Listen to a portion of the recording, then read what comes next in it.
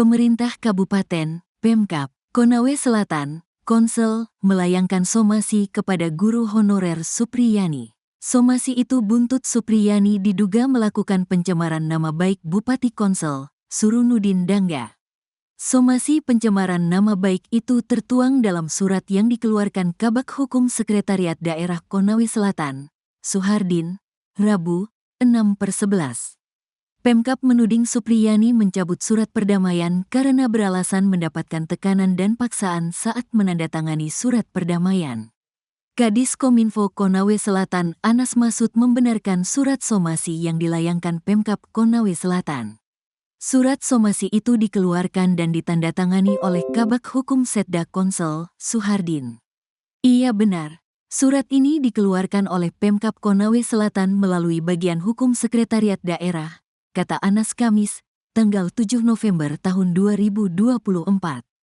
Menurut dia, somasi ini dilakukan guna memastikan bahwa mediasi yang difasilitasi Surunudin tidak ada unsur pemaksaan, tekanan ataupun intimidasi.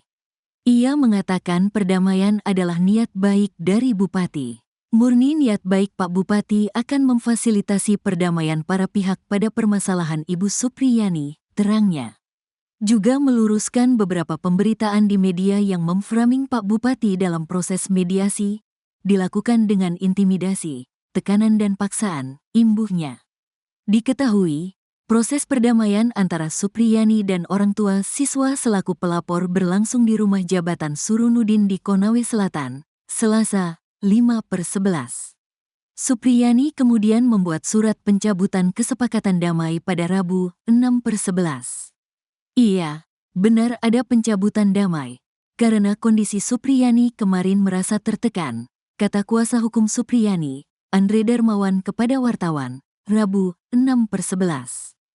Andre mengatakan Supriyani membuat surat keputusan pencabutan kesepakatan damai yang diteken di Kendari, tanggal 6 November tahun 2024. Surat tersebut ditembuskan kepada Majelis Hakim Pengadilan Negeri, PN, Andulo, Jaksa Penuntut Umum, Bupati Konsel, dan Kapolres Konsel.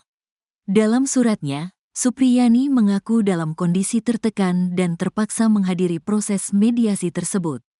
Supriyani berdalih tidak mengetahui isi dan maksud dari surat kesepakatan damai saat mediasi berlangsung.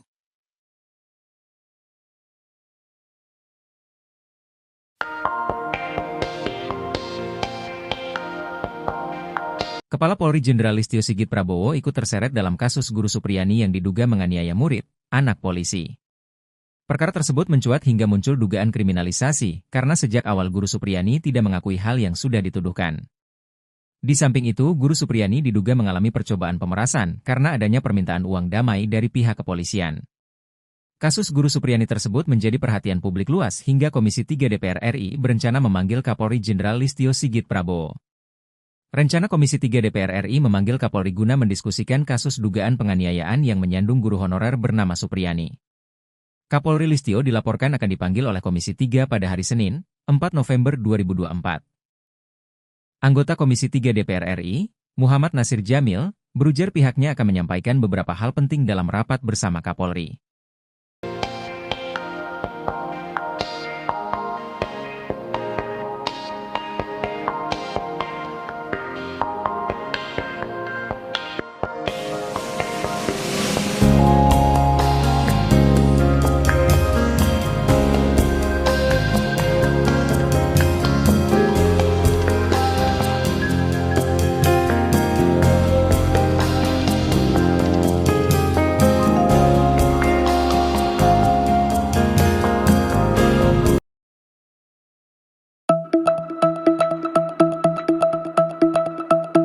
Kuasa hukum guru honorer Supriyani asal Konawe Selatan, Sultra, Andri Darmawan, membeberkan dugaan rekayasa dalam kasus yang menjerat kliennya.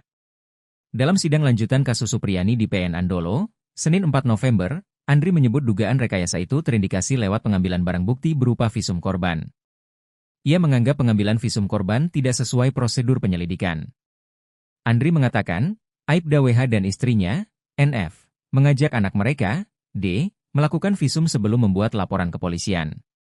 Andri mengatakan Aibda WH tak memiliki wewenang membuat surat pengantar visum untuk anaknya sendiri meski ia merupakan anggota polisi. Lebih lanjut, Andri menyebut dokter yang melakukan visum terhadap anak Aibda WH tak kompeten. Lantaran, dokter tersebut merupakan dokter umum, bukan dokter forensik, karena itu pihaknya bakal hadirkan dokter forensik untuk pastikan penyebab luka korban.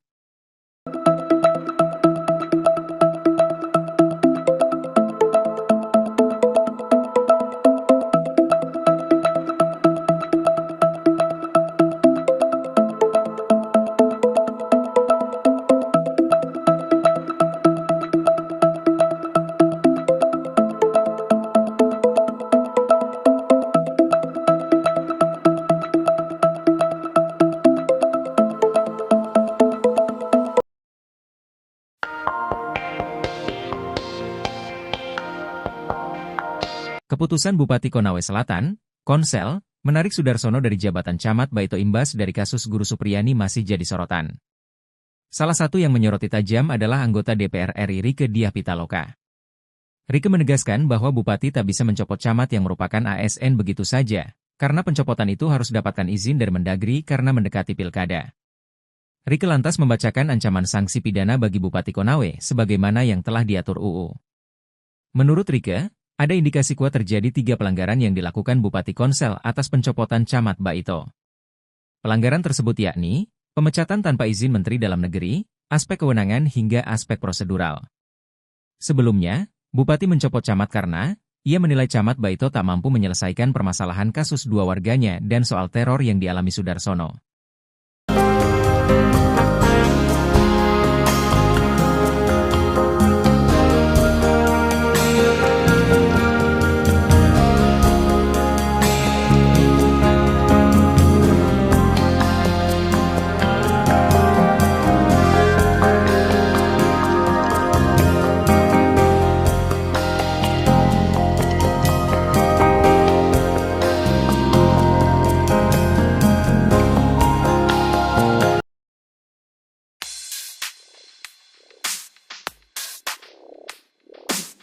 Inilah sosok ex anak buah camat Sudarsono, yang disorot karena sempat membuat pengacara Guru Supriyani terkejut.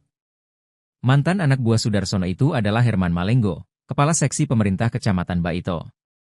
Ia tiba-tiba muncul dan memberikan keterangan berbeda soal insiden pecah kaca Mobdin Camat Baito yang saat itu masih dijabat oleh Sudarsono. Herman Malengga mengaku, insiden pecah kaca itu terjadi di rumahnya di Desa Ahuangguluri dan akan balik rumah jabatan Camat Baito, 2810. Sekitar 500 meter dari gerbang rumah jabatan Camat Baito, ia mendengar bunyi keras. Menurut Herman, ada warga yang menunjuk ke arah OTK, ia pun sempat mengejar OTK tersebut.